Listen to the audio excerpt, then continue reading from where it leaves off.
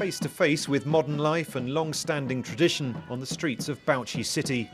They may be competing for space on the same road, but here the cars are giving way to a cherished culture. It is a deeply religious and conservative place, Nigeria. The vast majority of people here in the north are Muslim and take their faith seriously.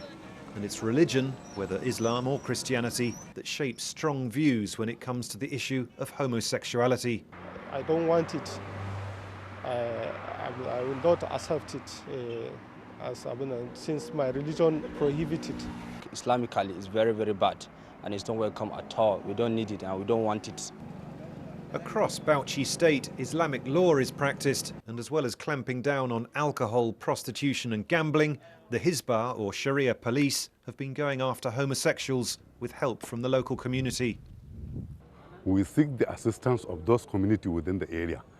The time, and when the time comes, when the people were there doing this kind of evil things, they just inform us. When they inform us, we storm into the area and make an arrest. 9 men are in prison awaiting trial, and they face a possible punishment of death by stoning if found guilty of homosexual offences. Local TV captured some of the tension and chaos during the last bail hearing at this Sharia court. An angry crowd called for swift punishment. Rocks were thrown into the courtroom and police fired shots to disperse the mob and protect the suspects.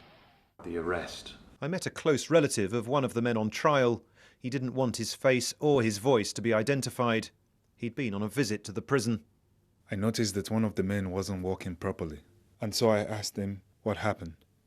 Then he showed me the injury on his leg where he'd been beaten up. These trials have whipped up the already strong homophobic attitudes here. And even if the accused are set free by the judges, they'll almost certainly be forced to flee this part of the country and to go into hiding. They've already been labelled. But where to hide?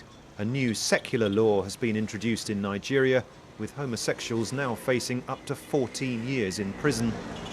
Frightened and feeling hunted, this gay man from Bauchi tells me he loves life. But now it's difficult to know who to trust, and he tells me he now accepts that he'll have to hide away just to survive. All these moves are hugely popular in Nigeria, unless, of course, you happen to be gay. Will Ross, BBC News, Bauchi, Northern Nigeria.